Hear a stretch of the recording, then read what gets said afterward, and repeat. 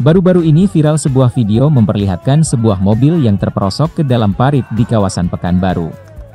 Dalam video, terlihat cewek cantik berbaju merah yang merupakan pemilik mobil. Tampaknya ia sudah pasrah dengan mobilnya tersebut.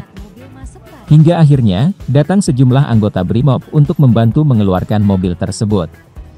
Jumlah BRIMOB tersebut diperkirakan lebih dari 20 orang alias Bakse Batalion. Mereka kompak mendorong dan mengangkat mobil sesuai yang sudah distrategikan sebelumnya. Satu orang BRIMOB bertugas mengendalikan mobil dari dalam. Suasana pengangkatan mobil berlangsung heboh dan jadi tontonan warga sekitar karena ramainya anggota BRIMOB tersebut. Sorak-sorai para BRIMOB setelah berhasil mengangkat mobil dari parit itu pun menjadi sorotan. Video yang diunggah akun TikTok Sat Brimob Riau itu pun viral dan mendapat beragam reaksi dari